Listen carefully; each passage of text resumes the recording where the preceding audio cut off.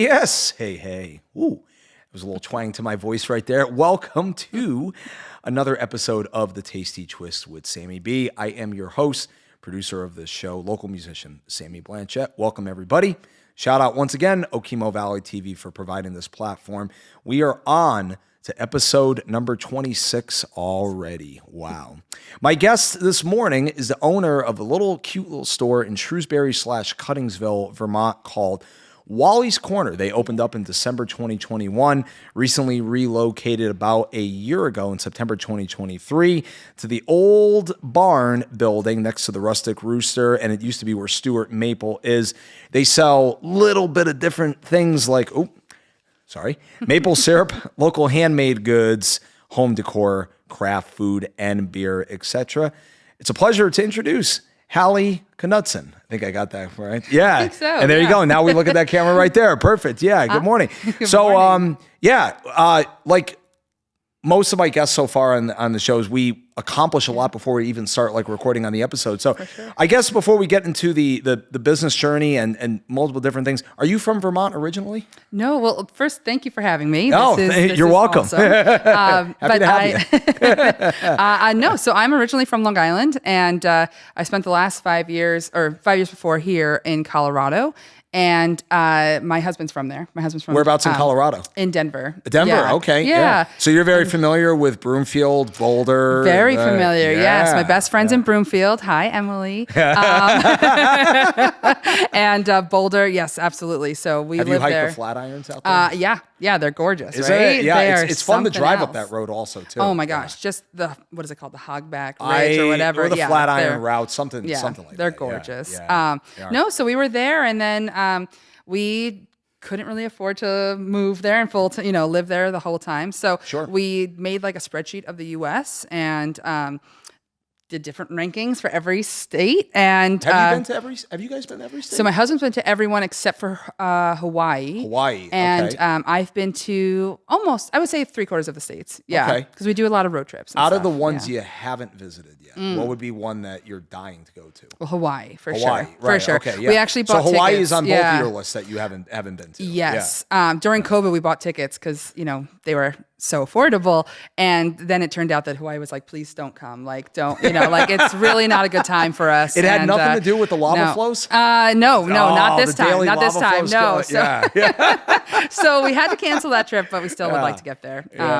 But no, it was between Iowa and Vermont, and we loved Iowa, kept trying to buy houses in Iowa, and it kept falling through, and we were like, we keep saying we're going to end in Vermont. Yeah. Let's just get there. So do you have family in Iowa? No. We just fell in love with this town on the Mississippi River. And it's like a small city, Davenport. And it's part of the Quad Cities. And we just found that it was very comfortable and easy to, easy. We could see ourselves there. But I tell you, we feel the same way as in Cuttingsville. Sure. We drove past our house. There was acreage in the back, and there's a restaurant across the street. And I was like, hang on. My husband wants land. Yeah. I want to be able to not cook every night and walk to something. So it honestly worked out so perfectly. Yeah. It reminds me, we talked about this in the pregame of that show Green Acres, very similar to how the wife wanted New York City and the husband wanted northern New England country. I don't know if it was necessarily in Vermont that the show's based out of, but they had that back and forth between. Yeah, so that's cool. What about Iowa and Vermont really stuck out for you? Was it because you got a very extensive background in customer service department development, which we'll get to momentarily and everything. But was it the people? Was it the culture of both states? Besides the Mississippi and besides the rolling Green Mountains of Vermont, what stood out specifically between the two states that you find very similar between the two? It's honestly a really good question. Iowa for me, and I'll talk about me personally. My husband has different requirements. Like I said, he's a spreadsheet guy and he rates things on 20 different things that he looks into. Is he still a pen and paper guy? Yes, he is. Yes, he is. Yeah, the Google sheet was long. No, so I think that there was a couple of things. Iowa, for example, was very reasonable for house pricing. And it had this old historical housing district called the Old Germantown. So it was 5-6 room mansions that were $75,000. Like it was like, well, hang on, and they're in good condition. Kind of doesn't add up, right? Does not add up. Does not compute. And but besides the housing price, it was there was an art museum there. There was a small downtown. There were breweries and mead shops, and there were just like things that were different that we could, even though it was a smaller town and a smaller city, we could still find ourselves feeling very comfortable in it. Was it near the town Dubuque by chance? So Dubuque is a little bit more north. Did I say that right? I think Erica, it's close, Erica and right? I always mess it up. That was day 2 of our 17-day road trip back during COVID 2020. Nice. We landed in Dubuque on our second day. So Dubuque is one of my favorite cities too. It is bustling. It is not. It's about 2 hours though, still from Davenport. Yeah, and but it's right along the Mississippi River, isn't it? Is, like pretty much because it's on the border. Right? Yeah, and it's like an old. All of these old river towns are just. I mean, Brattleboro is very similar too. Oh yeah, Brattleboro and Dubuque, they have that. It's that brick, rustic, warehouse feel, but things are being brought back to life. And so, and as far as Vermont goes, we're used to the Rocky Mountains. I think my husband is still calling them hills here, which is not right, but I love the Green Mountains. And growing up, I was always in the Catskills in Vermont. So, it felt very like homey and comfortable moving here. And honestly, the culture here has just been fantastic because we wanted to start a business. Yeah. That was the goal, is that both of us would start something new. And we have been able to do that. So at least I have. My husband's still waiting for that moment to figure out what his next, thing is. But, sure. Well, I think it's a good humbling approach to always have something in the back of your mind of what do I want to do next, whether it's add on to a legacy already, add on to a business, or just go in a completely different direction. Totally. Speaking of that, did you have the name Wally's Corner, or did you have this business concept in mind as you were doing a bunch of your other job development? I read the shout out to the Bold Journal for doing a lovely interview on you a couple months ago and everything. You did a lot of customer service development for baby businesses, right? That had started within the first like from 0 to 5 years, right? Correct? Exactly, like year 1. Exactly. And so, but did you have going onto your own with this business Wally's Corner in your mind as you were working for somebody else first? I didn't. So this whole thing worked out really just, I honestly don't know how we got to where we are today, just to think about the beginnings. But we basically went to go introduce ourselves to our neighbors who were directly across the street and from our current house in Cuttingsville. And I never saw a car there. So we were like, well, we don't just want to like walk up. We want to actually like wait till they're home and we can see them. We figured they were just second homers. So 6 months into living there, we saw a car in the driveway and went across the street to go introduce ourselves. And it turns out it was an antique shop. And it had been closed for 2 years because of COVID. And the owners were really excited to sell. And we had no intention whatsoever of opening this business or starting this business. I had just taken on a new job. My husband was just starting at Pierce's up in Shrewsbury, and as the manager there. And so we just had this like 20-minute conversation. They were like, "Hey, you live across the street. This business is for sale. Let us know if you're interested." And we looked at each other and we made an offer. And literally 20 minutes later, we shook hands and bought an antique store. That's fantastic. Right. And so now all of a sudden we were in this business. Like, hey, here we go. Yeah. And so my husband and I were out to dinner one night and we were talking about, what are we going to call this thing? Like, is it going to be Bob's? Is it going to be Hallie's? Like, we figured this business would be both of ours. So talk a little about where the name came from, because you mentioned it's a pretty unique name, but it's like it's a key marketing pitch to get people into your door, right? Totally. Into the doors. Well, and so when we combine Hallie and Bob, it's not a pretty name. It was like Blob and Blally, and like it was just none of the names like mashed well together. And our dog is Wally. Yeah, a corner. Yeah. And, well, that was it. So we have the dog named Wally, and he's a terrible little dog, and we love him. How old is he? He's now 10. He just turned 10. Now 10. Yeah. What kind of dog again? He's a Havanese Terrier. He's small, 20 pounds. Yeah. 20 pounds of fury. Yeah. Please don't come to our house. He will bite you. He's got little dog syndrome, right? Yes, yeah, he does. Yeah. He does. Oh, man. So Wally's a good Vermont name, though. So we sort of had that in our pocket. And I grew up in my town of Baldwin. with a store called Artie's Corner. And Artie's Corner was an antique shop that had a little bit of some more modern things, but most of it was vintage or antiques. Yeah. And we loved that store growing up. So we combined it. So it was the Artie's Corner and the dog Wally, and became Wally's Corner. That's awesome. And that was it. Yeah. And you guys opened in December 2021, and I remember reading in the in the interview, right up until about this point, besides the 20-minute conversation and the exchange and everything, you did touch upon in the interview something that I think hits home for a lot of people, whether we actually realize it or not. But you mentioned that you got burnout for like a period of time just because it was a tough transition with job layoffs. You did a great job with like building businesses up. You developed like good customer service morale, good staff environment. And then I guess like what I was essentially reading was there might not have been room for like further development. So the companies or you decided to move on and part ways, but then all of a sudden it happened like more frequently than not. Yeah. It had to have been pretty hard because I'm sure some of those days getting through, between marriage, a kid, to do it all every single day has got to be like, I reach a moment in life where I can't do this anymore right now. Or like, I can't go. That had to have been like really hard before the opportunity arose in 2021. No, it's true. And I knew the burnout was happening, but I don't think I recognized that's what it was. So basically, I had found myself in 2012 starting with HelloFresh. So that was the first startup I ever started. And basically, I was hired as their first customer service person. So that quickly turned into just myself running our 300 customer operation to then all of a sudden needing a 50-person team because we had 30,000 customers. And this is within the span of a 6-month period. So I really loved what I was doing. I was able to create a lot of projects. Every single day was different. There was chaos in every corner, and it was fun chaos. So I found that I just was very well suited for that environment. And after I left HelloFresh, I went to another company, and I started sort of as an entry-level position, and it was just like, this isn't the excitement. This isn't like the fun I had at the other roles. So I really realized that in this niche market of startups, every single company has this moment where everything goes to hell. Like everything is a nightmare. Yeah. Nobody's happy.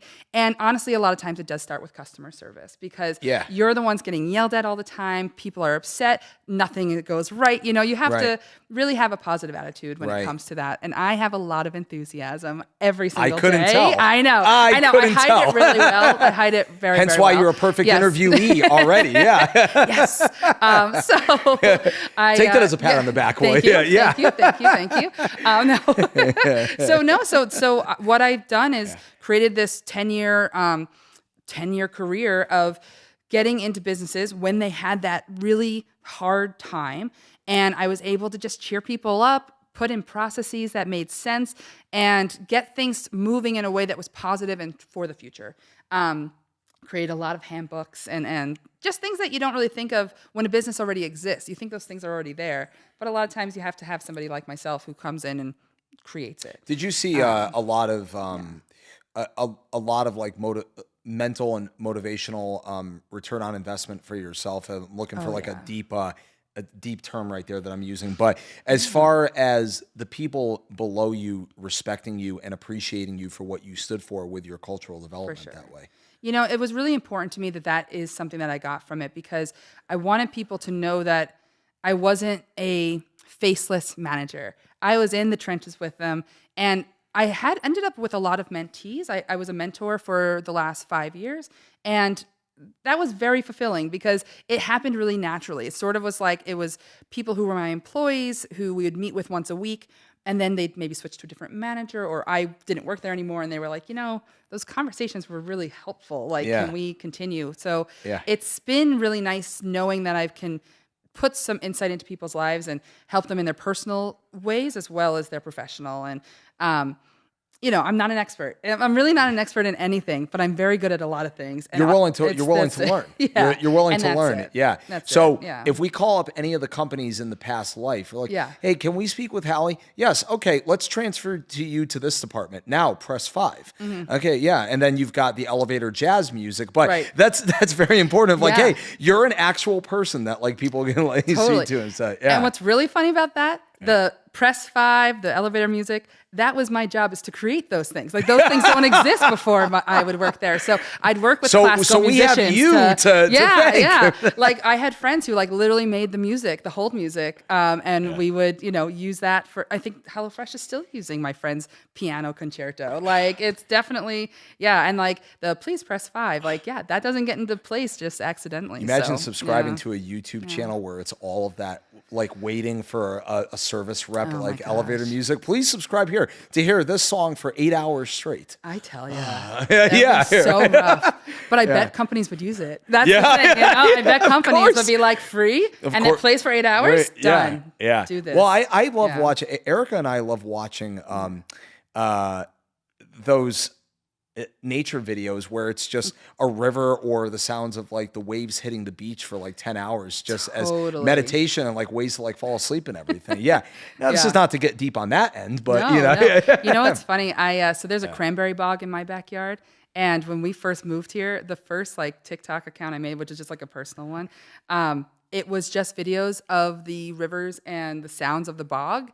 And I tell you, it was popular. It works, right? Yeah. I couldn't believe it. I was like, is somebody really going to listen to 2 minutes of just this river lap? But it was like loved. How about fireplaces? Just like wood burning. Oh, and every Christmas we're using that. Like, 100%. Absolutely. Yule log. We're ready for it. Yeah. That's right. You don't even need a real fireplace. You just put on your smart TV. There's the Yule log. Yeah, exactly. And then you've got like the Vince Guaraldi, Charlie Brown Christmas album. Like, I love 100%. I love that album, by the way. It's so good. Yeah, it's one of the best. One of the best.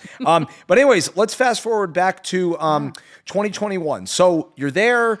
There was a mention how there might have been some moments in the first couple of years, especially where you guys might not have had like a single customer or like a sale. But you mentioned in the interview, there were 3 motivational pieces of like, hey, say yes to when help is offered. You can't do everything all yourself. Sure. Be able to go through like these challenges and persevere at any point in time, just find your best to go through.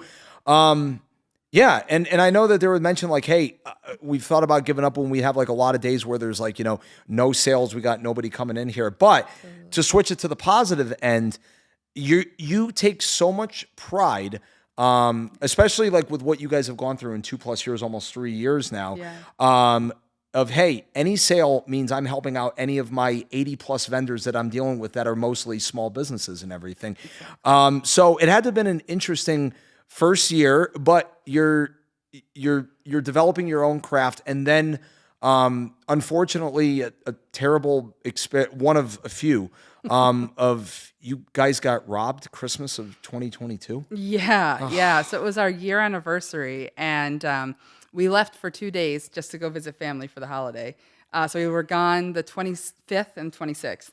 And on I think it was on Christmas. Our store was broken into and our door was busted open. And it was very strange, though. The person came in, robbed like the cash that was in our register, and took an open bag of candy. But that was it. So it was a very strange. It was more. But you had it all on cameras. You can find. No, I didn't yet. Now we have cameras, so now we're protected. Now we know. Literally the day after we have them. But no. So it was honestly, it was a terrible moment. It was sad, and it was one of those things where I think I realized that we have a real business because people think we have money. So like, okay, that's nice. Like, it feels like something real. But also that we have a really strong community, because that was when people just started showing up to help. Like here I am shoveling glass, and a neighbor literally came down with a piece of plywood, and she was like, "You need this?" Like and she put it up for me, because I was so baffled at like, what do we do to fix this situation? And and then we had somebody else come out, and she was helping me sweep the glass, and there was just a lot of kindness that came with that moment, that even though it was sad, and I still think about it, like it was in that moment, it was really hard. And, I took a lot of videos of that day, and I look back at them now, and I'm glad I was able to sort of solidify those moments in film, because at least I could see it and be like, wow, we've really overcome. Like a lot. Yeah. Well, it speaks to the volume of it speaks to the volume of local Vermont community, right? Just how Vermont has stayed very true to that philosophy all these years since its foundation in the 1700s of we're neighbors and we're one. It doesn't matter what we stand for, look for. We're here. You're my neighbor. Right. Here's a cup of coffee. You guys, unfortunately, with the flooding in July 2023 also as well, too, you had to then overcome that also as well, too. So was it true that like the back door exterior like fell over and just amongst like a lot of so there was like a little damage already apparently, and I didn't know this ahead of time, but there had been some sort of damage to the wood of the back wall, and that wall is what faced the river. And when everything came up over the basically over the bend, the water rushed through, collapsed that back wall, and it ended up breaking. Like the worst of the damage happened in our storage room. So we lost a lot of like antiques and paper goods that will never be recovered. Did you guys have any sort of insurance between the robbery or the flood? Well, we have insurance, but flood insurance is just not recommended in the area, especially knowing that it was in a floodplain. It may have to now, the way the weather patterns are going in New England. Don't get me started. I know. Flood insurance, though, man. It doesn't cover anything. No. So, but anyway, so shifting gears on that also as well, too. So you came across a good opportunity to relocate in the old barn, even after the flooding. A couple months later, I'm sure you and Alyssa Stewart of Stewart Maple are really close friends, so you were able to work something out. That had to have been like really cool that she was willing to move on and give you the spot and give you an opportunity to further grow, right? Honestly, it was amazing because Alyssa and I, we live across the street from each other, so we are neighbors, and we've been business colleagues like since I opened, and we've always kept things very, very cordial and complimentary. That was the big thing for us. We both had gift shops in a very small town. We needed to make sure that things made sense. So she and I would meet once a month, and we would just make sure that there wasn't a lot of overlap in our inventory. We wanted to make sure that it was interesting for somebody to stop at both shops. And apparently for months, Alyssa and her husband, Elliot, had wanted to reach out to me and talk to me about taking over their retail store. That's great. They are so busy. If anybody knows the Stewarts, shout out to Stewart Maple, by the way. Maple. Yeah, shout out to Stewart Maple. And they have so much on their plates. The maple syrup alone is just, such a big industry. And so they really wanted to focus on the maple syrup aspect of things. And there wasn't a lot of time for the retail aspect. So after the flood, I got an email from Alyssa saying, we need to move on from the retail space. You need a new retail space. Like, what if we combine Ends up forces? being a great partnership. So, yeah, and it honestly did. It was the best move we could have ever made. That's awesome. Yeah. And Erica and I recently visited Wally's Corner. You guys have really further expanded your brand and local products and items in there, and you carry a lot of Stewart Maple products, right? Why don't you talk a little bit about some of the highlights of the items that you sell from local vendors in Wally's Corner? Oh, my pleasure. So we are the flagship for the Stewarts. So Stewart Maple, everything that they sell, you can find at our shop. But we also have a lot of local and handmade goods. So that encompasses so much of Vermont, right? Like everybody here, not everyone, but our state has so many artisans and people who really care and are really passionate about what they are producing. And we just have been fortunate enough to meet a lot of those people. So we have hand-woven bags and local candies and different snacks like maple Chex Mix. So good. From Two Brothers Maple. How did they miss out on that? It's sold out. If you were there, that's why. It's sold out. No, it is absolutely a top favorite.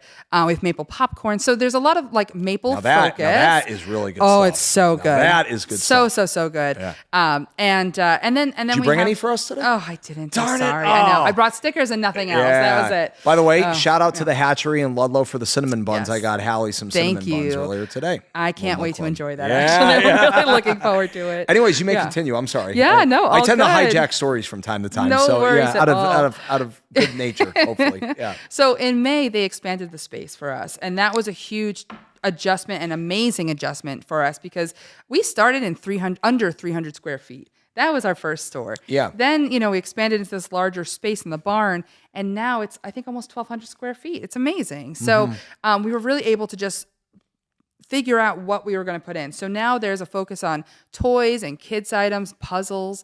Then we have a section for bath and body. So there's a lot of local lotions, goat milk soap, things like that. And then we have a whole CBD collection and wood. You sell a lot of antiques also too, and right? You got a bunch of antiques. We've kept the antiques. Yeah. I keep thinking I'm going to get rid of them because I love them, but I don't know, are people looking for that?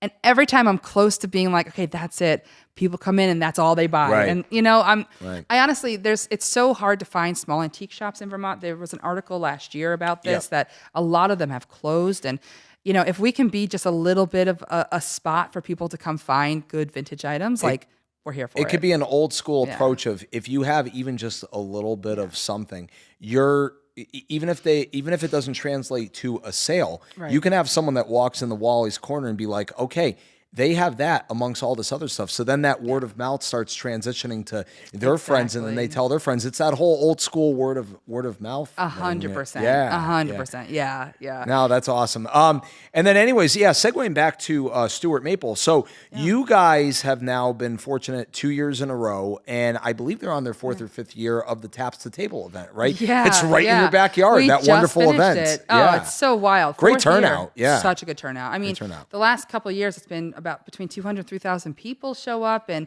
it's amazing. There's so many people from the community who come, but then there's also people from out of town who look forward to it now every year. And it's funny because that's the people I remember from last year. We opened 4 days before Tap to Table.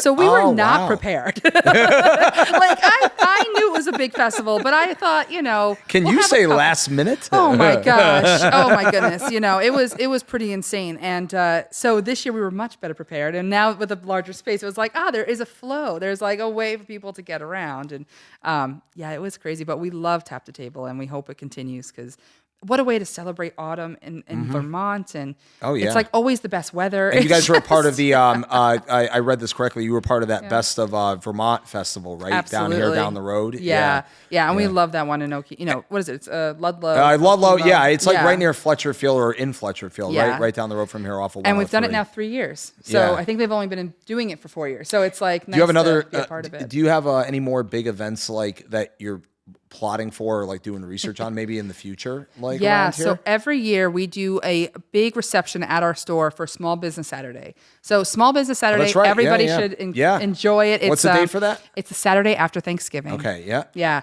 and we are not the only ones, but Sip and Shop is a big part of the day. So come and enjoy some mocktails, some free food, and basically get Black Friday deals all weekend. And there's just like a lot of things that we offer that we hope people will come out and see. But we do that every year. So it's always the weekend after Thanksgiving. That's awesome. Yeah. And so your husband, Bob, and is your father, do they work for you guys full time or like part time? No, saw them at the Taps to Table event. Yeah. I know. They're great frontmen though. You know, they're really personable. Your dad was right out front and center. I tell you, he's retired, but he's coming back to Wally's Corner to work, I'm sure. Because he's just a natural. Give him something to do. Yeah, exactly. Well, it keeps his mind sharp, right? Exactly. So no, he used to run a hobby store. So he is very familiar with just the conversations. What's a hobby store? Oh, like if you do model planes, model trains, okay. like all the equipment you need to do that sort of stuff. Is that right? Yeah. There's a whole world of that. And he used to run the Squadron shop. For anyone who knows. Yeah. There's a big corporation down in my old neck of the woods in Connecticut, and it's based out of it's on the Stratford Shelton Connecticut line. It's like Southwest End. Yeah. You know that big company Sikorsky? Yeah. Like the helicopter and plane facilities and everything. Yeah. So I don't know if it was something like that where they build and design planes and helicopters, or just like sell the parts. So it's all of the above, and a lot of the people who go to those events that they do there would have been my dad's clients, because my dad and my friends who do all that still, they know each other well. It's like trade shows. They travel totally around. Trade shows. It's like trade shows are funny because I've been to a few for sporting goods ones, and it's got to be like most meetings where you say to yourself, "Do we actually get anything accomplished? Or are we like here just gathering, like eating and drinking with people?" Right? Yeah. Exactly. So how many employees do you currently have at Wally's Corner? So it's just myself. Just yourself. Yeah, it's just myself, and I have some people who help me out out of the kindness of their hearts, and I'm very thankful for them, and that's mostly a family, and I do have somebody local who stops in and helps, especially with my kid. So how old's your kid now? So he's 17 months. 17 months. 17 What's his months. name? Ellis Bruce. Yeah. Yep. And he is wonderful, and you'll see him at the store if you're there during the week. You're gonna have him taking out the garbage at age 5 when he starts walking. 100%. Yeah. Get him started he's ready young. for it. Yeah. We're training him right from today. He's our head of security. Vacuum, do they? He'll stare you down as soon as he's there. Isn't he like the Gerber baby model, like for pictures and stuff? Yeah. We actually really wanted to get him in for a Gerber baby, but we were like, no, like he could just be the Wally's Corner baby. Like it works. Yeah. There used to be this old. I don't know if it's still in existence, but remember Sears and J.C. Penney's? Remember those old stores? Yeah.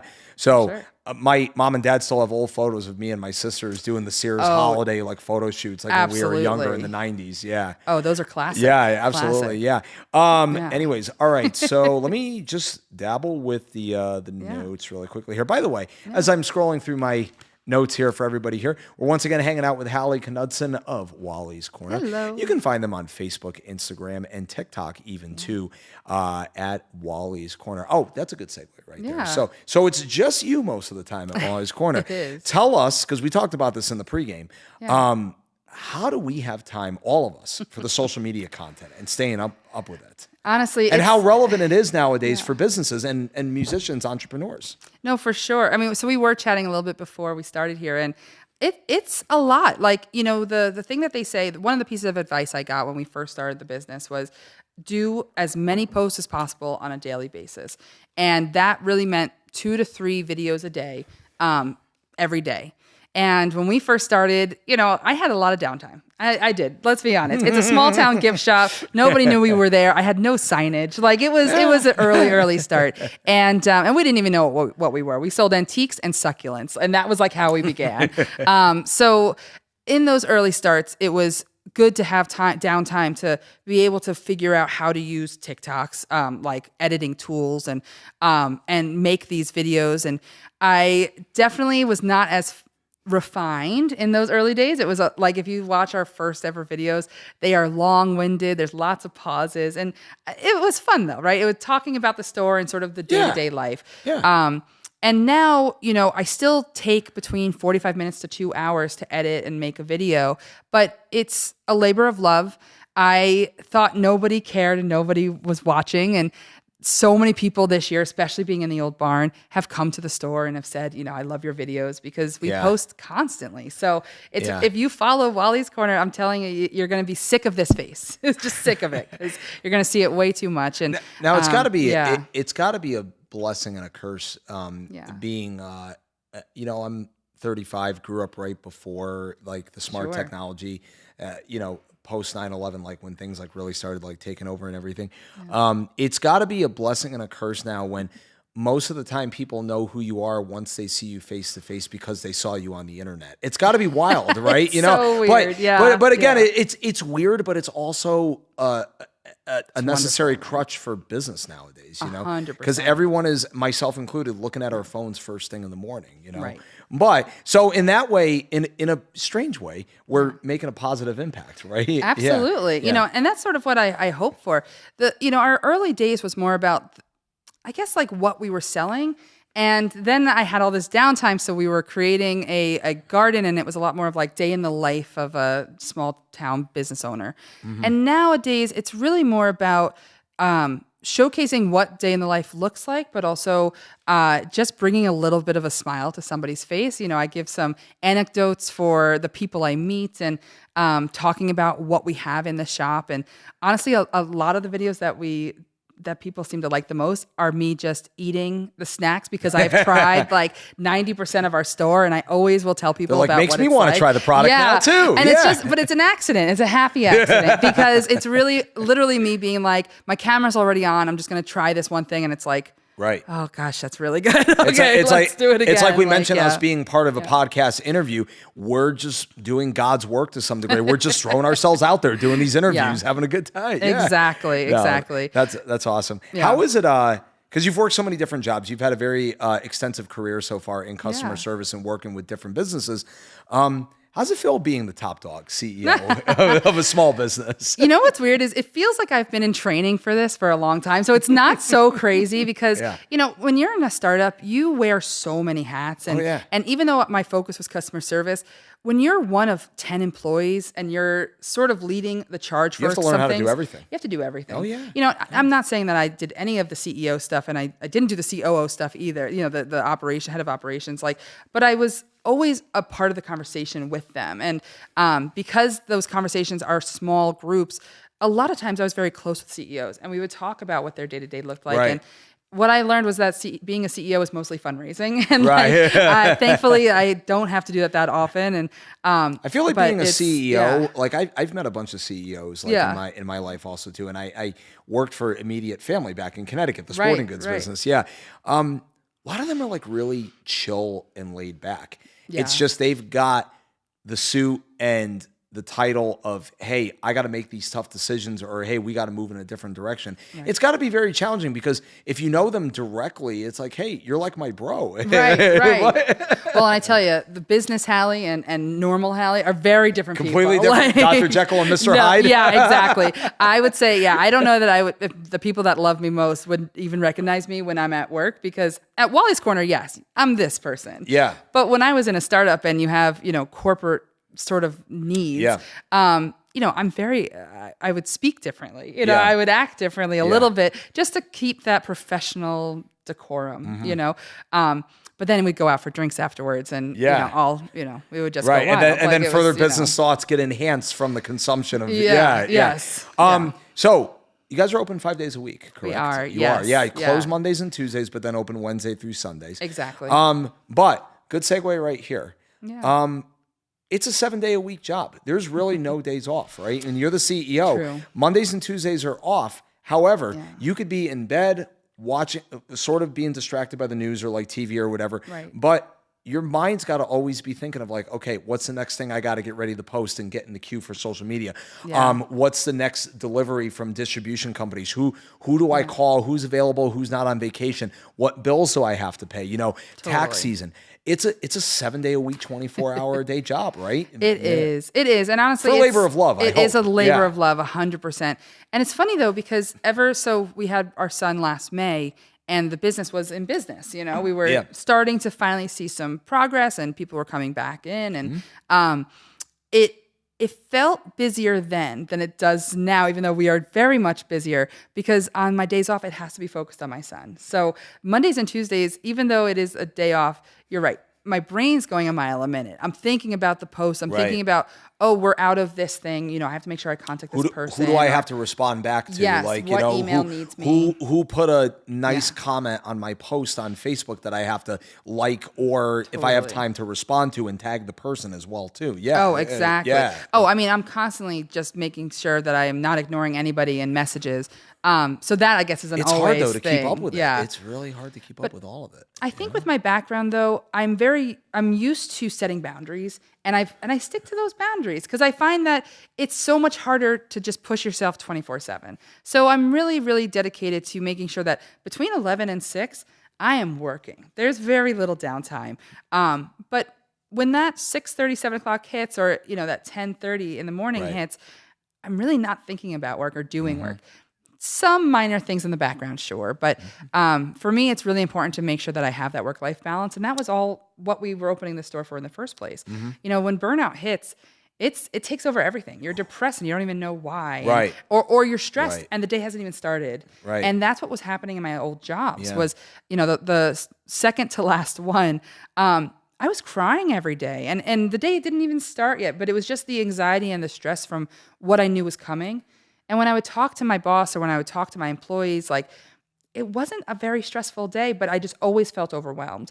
And the last company I was with was just like a ray of sunshine. Like everything there was happy. I think I only worked there 11 weeks, and 8 of those weeks were vacation. I did not take it. I wish I took it more seriously because I love the company. I know it's like, why was thinking I about the beach, thinking about a train ride? Yeah, like we did a 5-week road trip, my husband and I, and nice. 2 of those weeks were work and the other 3 weren't. Like it was wonderful, but it did not involve going out to Hawaii. Darn it. We did get to Idaho, but we did not get to Hawaii. Did you get a batch of potatoes? We did. Yeah, we did. Right. Yes, and we always what find are they called? Yukon Gold potatoes. Yukon Gold. Wow. Yeah. That was good. Go brain. Yeah. All right. Yeah, wow. Exactly. Right. Fuck. Go coffee. I think coffee. Yeah. You're like, I got this. Brain's but working. Isn't it amazing how though with burnout, because I have been burned out as a musician also too, and also as an employee as well too. Yeah. It's amazing how one life event or one circumstance could actually flip the script. On your mental health with burnout, how you can just be right back to where you used to be, you know? Yeah. So. Well, and that was honestly, with the way that a startup culture works, you always get burnt out. That's sort of how it is. And that's why I was a specialist in this 1 to 5 years, because between 1 and 5 years, things are crazy, but there are down times, you know? But at a 5-year mark for a company, it changes from the startup life to more of a corporate adventure. And I don't call it a business yet. It's still an adventure. But there's still a lot of craziness that goes on. It's a journey. But then people would say that they were specialists up until about 7-year mark. Yeah. So I've met a lot of people who have done similar things to me in different areas of these business journeys. Let's call them. Yeah. And burnout is just going to happen. But a new opportunity, a new way to sort of prove to yourself that you are worthy and that you actually knew what you were talking about. Right. Even if the last team maybe starts, second guessing, or you feel like you're being second guessed. Like that was always sort of what happened to me, that it was never that bad of a leave, but you could tell the writing was on the wall and it was time to see something else. And with Wally's Corner, I mean, man, we're 3 years in, or almost 3 years in, and I think this is the longest company I've ever worked for. And it's yours. And it's mine. And it's yours, yeah. So thank goodness, and I think with the social media videos, and I have enough of a difference in my day-to-day that there's nothing is stagnant. And that to me is very important in my personal life or professional life. Keeping it fresh. Yeah, exactly. You have a consistent basis with what you do as a business and with social media content, but it's new material that pops out. No, that's awesome. Yeah. Exactly. And getting back really quickly to one of the things I always like interviewing on episodes is motivational advice that guests have to the audience and folks in general. But mentioned in that Bold Journey article, we talked about resilience and perseverance. Say yes to help, which means putting your ego to the side if there is one, and just accepting the help from other people because they're looking to help you out, and believing in yourself. Is there anything else that you want to touch on those 3 points, or are there other motivational pieces of advice that you'd want to say to the audience here on the podcast episode? Sure. Just as a person or a CEO or worker. Yeah, absolutely. Because it all kind of ties in one and one, Totally. Because I think when it's your business, it is your business. It's you, So even when I've had other people helping at the store, it doesn't have the same energy or the same excitement that when it's yours, and it's hard to put that into words, or hard to recognize that, but nobody's going to care about your business as much as you do. And I think that's important to note, that when you feel like you can't go on, you do need to take a step back, but it's important that if you are doing something for yourself, you are putting your all into it. And that's my best piece of advice, is really put yourself 100% in it, because it's up to you to make it work, and it's up to you to keep it going, even though there's help along the way. And, I talk about perseverance, and we had a lot of crazy things happen, being robbed, having a flood take our store, just not having money, starting a family, having a baby. There's a lot of things that have come up in a short span. And honestly, I can't imagine not doing this. This is the best job I've ever had. And I hope that when other people do start something for themselves, that's the feeling you get. Because if you're really pushing it, I don't know that it's really the right thing. I think if you wake up and you're miserable and you're crying because the day is about to get stressful, take a lesson from me. That is not worth your time. Yeah. It's not worth your energy. For sure. Yeah. And while always focus on yourself and finding a balance between yourself and a customer base. Oh yeah. there's a couple things that have like stood out to like add on to that. Like my shout out to my buddy Neil Barron. He mentioned this to me years ago in regards to continuing like my music career, whatever it is, whether it's like with a band or podcasting or a solo acoustic career. Sure. Trust the process, you know, and that, in my opinion, could require, okay, while I might be sad and burnt out, stay quiet, keep doing the work, just believe in the process. And it adds on to Steve Shaw, former general manager of former business Outer Limits Brewing Company. Just something I heard years ago, but he said it more recently. Just always be like, hey, you build it, they'll come. Yeah. And I think that's like very good motivation. So if you do it for yourself, even if like you're finding yourself like in a rut, but if you keep going and you just, it's one of those simple things like, hey, if you show up to work every single day and you just stay consistent, people eventually admire that consistency. Even if you do it quietly, you're not boasting about it. You're just like, no, I'm here. I'm doing this, whatever that is may be. People get attracted to that. I generally believe there's some truth to all that. So 100%. You know, when we were first beginning, I used to go to the farmer's market in Rutland every Saturday, and there's a farmer there named Greg, and I don't know Greg's business name, so I can't shout it out. But if you know Greg, it's just Greg. Just go find Greg. Yeah.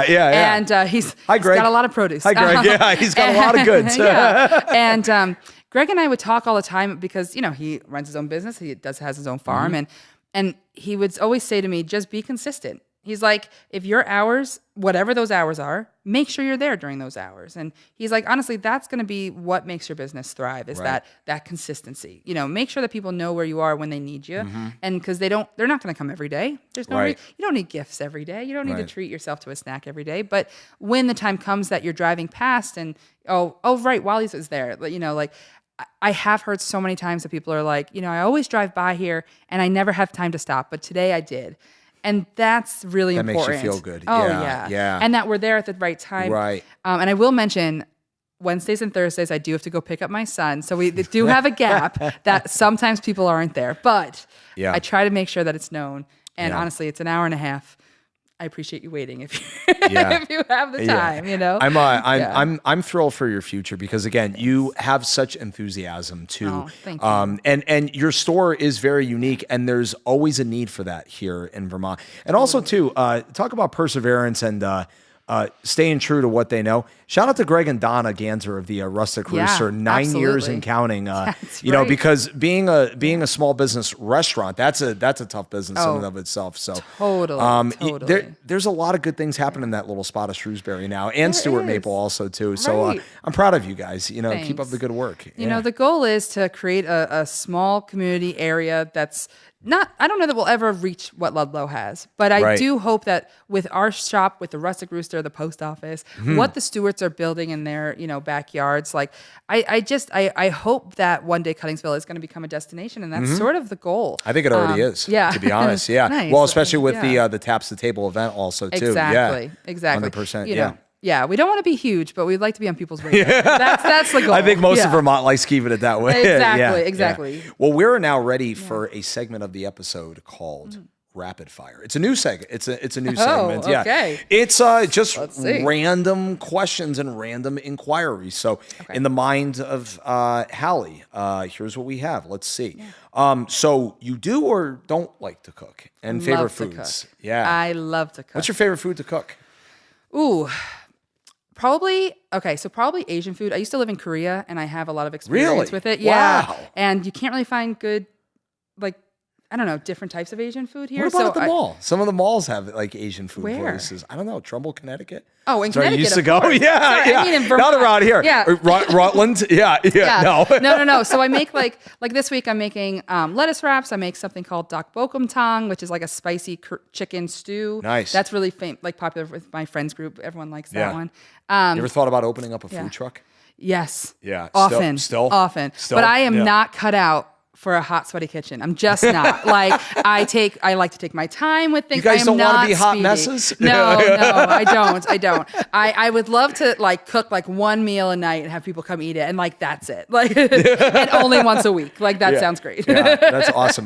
Mexican food, you like? I do. Yes. And so my husband, coming from Colorado, like misses good Mexican food, and he loves a lot of what's here now. I mean, there's a lot of good. Oh ones yeah, now. between Tacos, Mojo's, Little Mexico. Shout out to all those places, by the way. Yeah. So, but we do fly in Pueblo chilies from Pueblo, Colorado, so that we have really good spicy. I make Colorado green chili. It's like a pork green chili. Yeah, so good. It's so spicy. And you put it like on top of things. You don't really eat it as rice like a and soup. beans. Yeah, and rice and beans, fries, stuff like that. Yeah. So I know it's a chain, but I love Chipotle. Oh, another one too. Chipotle is great. And talk about good team work ethic. All those guys work so fast and well together as a team. It's crazy. It is. Yeah. No, that is a must eat on my husband's roster. Definitely. Yeah. Did you guys play sports? Do you like watching sports like the NFL, Major League Baseball, hockey? Do you like watching sports, or did you play sports? So I'm not a big sports person. I enjoy the camaraderie. I like the excitement and fun of like, I will root for any team. Like I am, if I'm at a sporting event, I am so stoked to be there. You know, like I am the cheerleader. You're more just like the experience of being at the event, right? Yes, I do. Now I do love, so in Davenport, Iowa, they have a great hockey team there. I think they're called the Storm, and we love going to those games. Where's this? In Davenport, Iowa. Oh, okay, yeah. And then, so I used to play volleyball. That was like my sport in middle school. And when I moved to Korea, it turns out that schools do like teacher sports. Like so every year they choose like a different sport for that year. And the year that I moved there, it was volleyball. It was volleyball. That's great. I was like, oh man. And you already had experience. So well, you already had experience playing a lot, right? I'm like, I'm gonna spike this. I was like, bleep. Just so you guys know, like I'm an ace in the hole. Like you've got the right person on the team. And it's been what? But you couldn't set it up normally? Oh, no, it was worse than kidding. that. Yeah, I couldn't do anything. I lost all the scale that I remember. You couldn't set. I missed every single shot.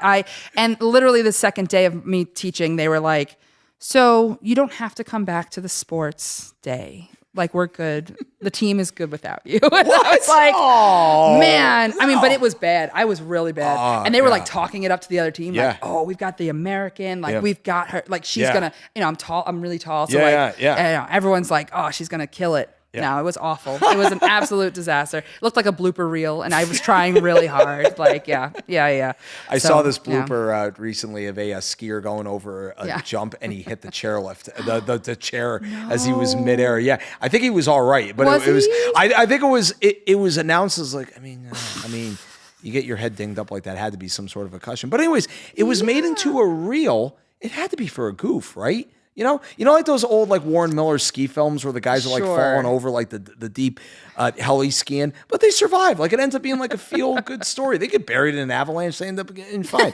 So I don't know. What was the point of that? What was You're asking about sports, right? Yeah. Oh yeah. Exactly. Yeah. Okay. Okay. Before we get to the things that I'm not as well knowledgeable about, but I still feel like asking as rapid fire. Yeah. Favorite music that you guys listening to? Ooh. So I was a singer for almost 7 years. That's right. And, you mentioned that. Yep. Yeah. I sang a lot of, so I love jazz. I love blues. Grateful Dead. Yes. Sure. Yeah. Yes. So I was the lead singer of a Grateful Dead cover band. Were you really? Oh, you were Donna? 5 years. Yeah. You were Donna? I was Donna. Yes.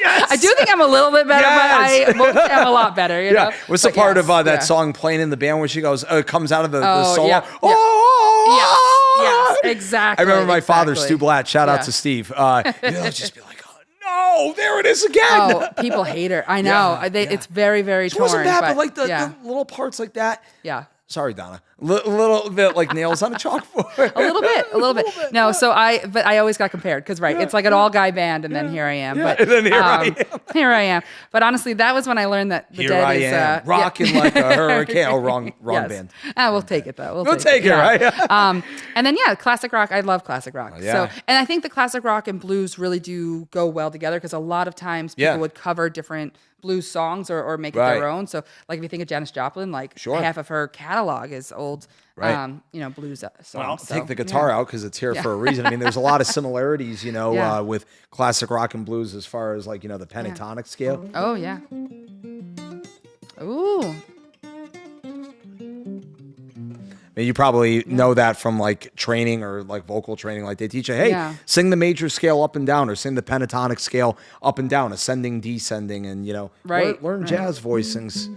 but there's a lot of there's so much creativity with all those genres. Totally. Even jazz and blues have a lot of similarities together, and classical music as well too. Absolutely. So let's go back to the rapid fire. Oh, so shows, for example. So one of my favorites growing up as a kid, Looney Tunes. Talk about great classical music in all those episodes. That World War II era. Oh, yeah. Oh, yeah. Well, it's funny. So our store, we always have music playing at the shop, and it's called the Wally's Corner main playlist, and it's on Spotify. And it's honestly like 4 days worth of 40s, like 30s, 40s music, like that sort of big band era. Yeah. And then there's a lot of musicians today, like Leve and Raya, who's all doing these sort of big band resurgence. So it's fun to put together. How about Vermont's Noah Kahn? I don't know. You put Noah Kahn. Noah Kahn, Of course, yeah. A couple of his. I did have to teach a couple people on TikTok what Stick Season was. Yeah. Because I was like, oh, let me explain. Yeah. I've been here 4 years. I can tell you all about it. Yeah. It's like, so summer happens, and for 3 months, the business peak is here. And then it's Labor Day, and then it goes down. And then end of September, it goes back up again. Right. And then middle of October, Halloween, it goes back down again. And then there's this little time called ski season starting. And that's when stick season is really at its prevalent. They make snow. People start coming again. It goes up around Thanksgiving. Then it peaks down again. And then December, for 4 months straight, everybody's here. That's exactly it. Right? That's exactly it. Yeah. Yeah, you describe it a lot better than I do, but yeah, absolutely. With a lot of enthusiasm also, too. Right. Yeah. I think we equal each other in that, for sure. Yeah, for sure. We can have an enthusiasm off. That's I don't know who would. I don't know who that doesn't sound PG rated at all. All right. So we never really hit on shows and movies. So is there anything that stands out in your off time that you and Bob like to watch? Ooh, well, whether it's my personal favorite, Seinfeld, Friends, all that stuff, all that jazz. I mean, listen, I like all of those. I watch them on regular, Seinfeld, The Office, Friends, Friends sometimes. No bias. 30 Rock, Parks and Rec. I've been watching a lot of Brooklyn Nine-Nine. Okay. But honestly, I just watch reruns all the time. Yeah. That's really it. So it's those shows. Did you ever get into, this is not a swear word, but it sounds like it, Schitt's Creek? I love Schitt's Creek. How could you not love Schitt's Creek? Well, so I have a theory on that. So that was our COVID show. That was Erica and I's COVID show. Perfect, yeah. Took us, like most sitcoms, about 3 episodes to really understand what was going on. Yeah. And then you're hooked after that. Every single episode. And I always say this to people, I think it's one of the most recent, best created shows because the secondary characters like Bob and Jocelyn and Roland shit, they're almost as shot as the 4 main characters. They're equally as bizarre. And it's 100%. Just the concept of that show is just unbelievable. No, and we're very LGBTQ friendly at the shop and in our general lives. And that show, I just felt like, I don't know, it just brought me so much happiness and love. Yeah. And I love the way that David and Patrick's relationship went on. And I like that it also wasn't like I feel like a lot of sitcoms end up with like a romantic storyline, like where you end up being like, I hope these 2 characters get together. And I love that was part of it, but what was it, like season 3 or 4 when it happened?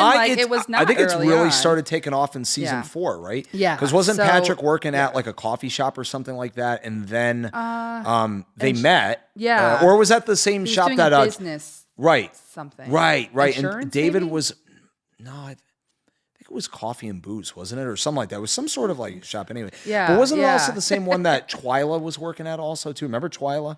Of course. How can you not know Twyla? I think one of my favorite secondary characters is Stevie. Oh my gosh, Stevie's amazing. Yeah. Right? Oh my God. That sarcasm. Yeah. It's so was that good. episode where like David had like his moment of like on the other side of like the coin, if you know what I mean. Oh yeah, like, sexuality wise and everything. Yeah. When they like and and then like they had the one night stand, and then John the dad was trying to get into the room, but they were like still like both in bed or whatever.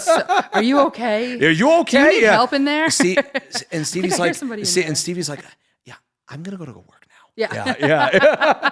No, it's so good. One of the recent ones I saw on a reel, by the way, getting back to social media, was remember the episode where David bought a lamp, some blankets, and some pillows, and John was like, David, didn't I just tell you recently about saving your money? Well, no, see, it's a write-off. It's a write-off. Who's writing it off? David, do you know what a write-off is? No. Yeah. So the company, like, I think you're like really like yelling at me now. I tell you, so that plays in my head as a business owner, you know about write-offs. Constantly. Yeah. But I tell you, I learned a lot from that episode because I was just like, so it's not a write. So nothing it's is not a write-off. No, it's not. You're still paying for it. Yeah. Like, yeah. Someone's paying for it. Yeah. Yes. That's like the whole thing. Like, hey, let's stay home. We can eat and drink for free. Well, not really. Right. Someone still pays for it. It's free-er. Yeah. It's free-ish.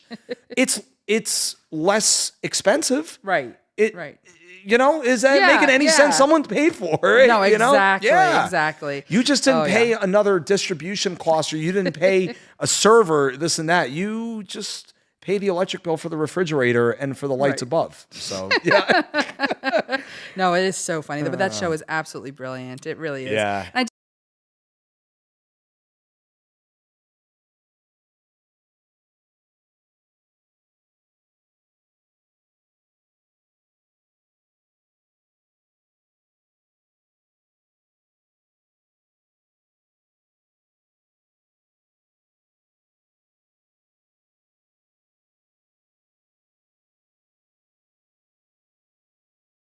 yes.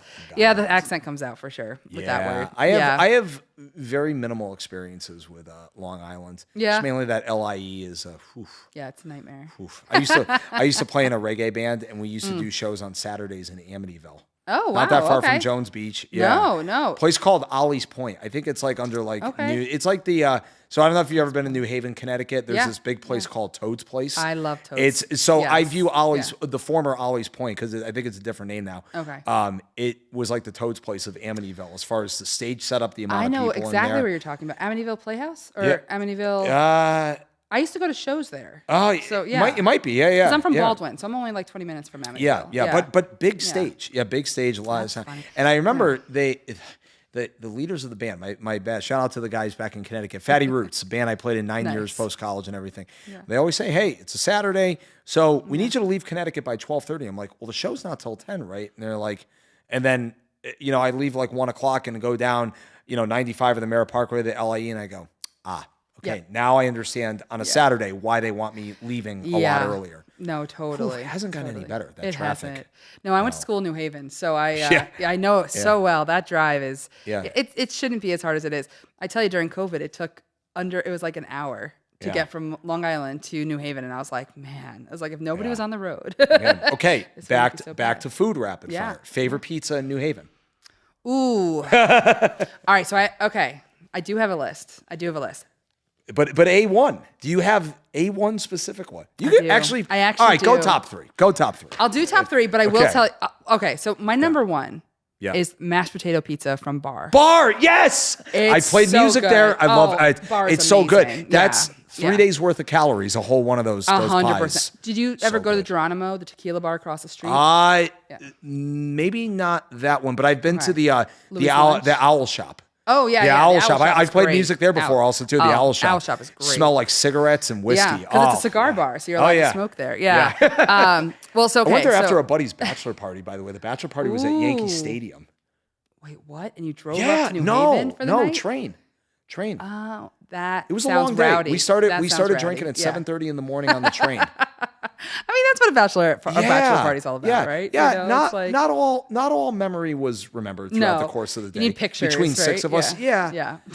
Or maybe it's better that there aren't. I do remember someone throwing up on the side of the road and then recovered very quickly to go to the Owl Shop after that. Honestly, we didn't go to bed until 3 a.m. We were zombies. Yeah. That was 10 years ago. I love that story. Yeah. That's honestly, that sounds like New Haven to me. Like, that sounds great. So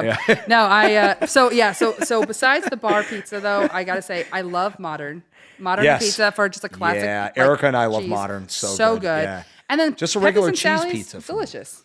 But I don't have a preference between the two. Right. I like the clam pizza.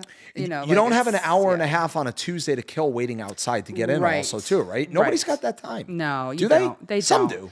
I don't know. I just wish the bar started earlier so that I could get it like in the afternoon, that you don't have to wait till night. But because they usually open like 5 or 6 o'clock maybe to start. Yeah. So if you're like driving from like New York up to Vermont, I'm like, just do a quick detour. And, but yeah, I could talk about that pizza's So I worked at Geronimo. Yeah. So I was always in that. So like Louis' Lunch was my first ever hamburger because I was like vegetarian for like. Did you 7 serve years or bartend there? Or, I was hostess. Yeah, hostess. Okay. Yeah.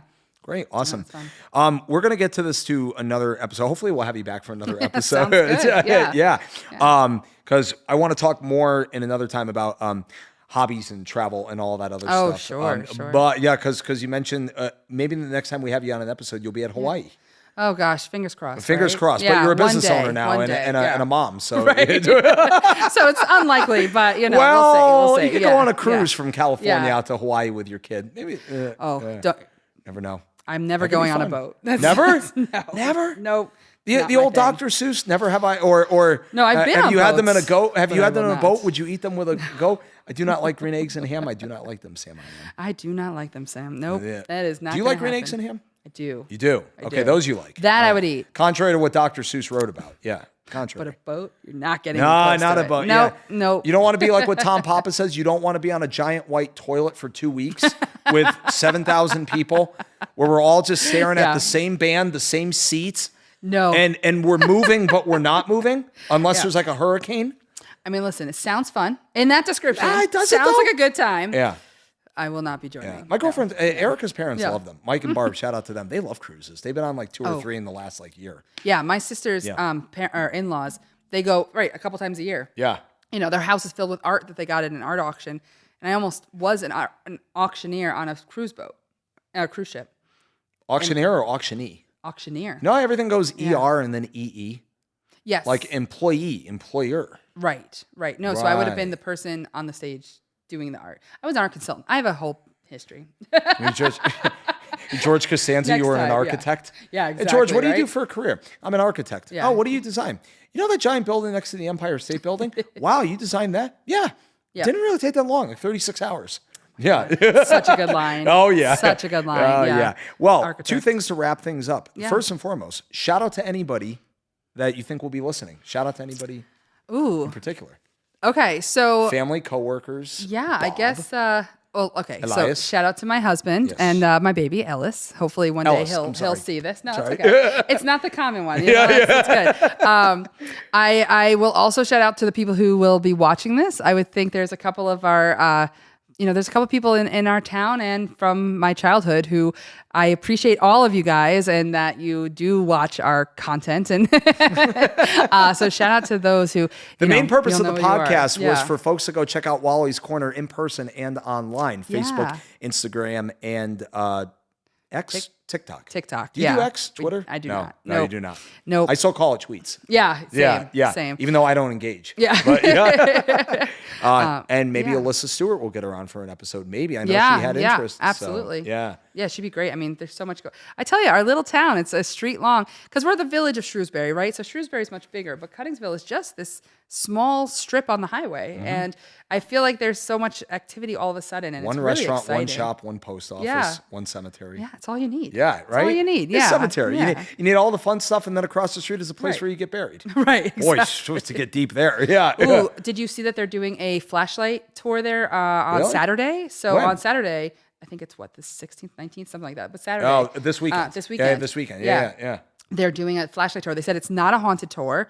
It is just they're going to give historical tour of the space, but with flashlights in the darkness. Are they doing it in that building with the family statues also too? The mausoleum. The mausoleum. I don't think so, because they only open that for special occasions. But I think this is just to learn more about the tombstones and pretty stuff. Cool. Yeah. I'm honestly really curious. I kind of want to join. Yeah. It sounds really cool. We went there on Halloween one time after having dinner at the Rustic Rooster. Nice. Just that sounds walking creepy. around it in the middle of the night. Yeah. It was part of the honey-do list, Erica's honey-do list. So yes. Nice. Yeah. Well, shout out to Erica. Shout out to Erica. Erica was one of our first ever customers who came back more than once in our old store. And it's honestly how we met, I think, because unless we've just met at events, but maybe, sort of osmosis. Yeah. But no, shout out to Erica. She was always one of my favorites. And I'm so happy that we still get to see each other every so often. And she's my lovely lady of 5 years this Saturday. We've been together since meeting at Outer Limits on October 19th, 2019. And speaking of her, I love you, sweetheart. We have a new thing, a new addition to the table here, a gratitude pumpkin. So as the final bit of the episode, I want you to grab the pumpkin very nicely with the with the permanent marker. Careful with the stem right there. Perfect. And you're going to continue the gratitude circle right there. All right, you got it. Can I pick it up?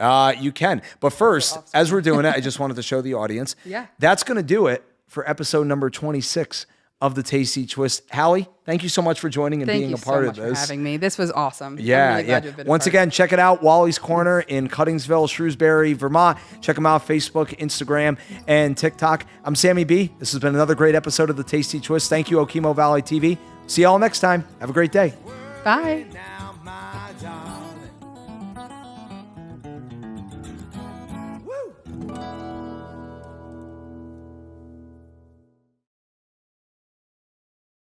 Hey everybody, thanks for watching this episode of the Tasty Twist with Sammy B. You can watch all the episodes of this podcast on Okemo Valley TV's YouTube channel. Please like and subscribe.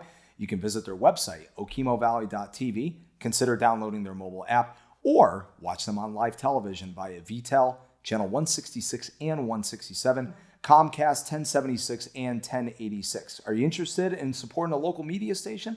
Please consider becoming a member today. Visit okemovalley.tv for more information.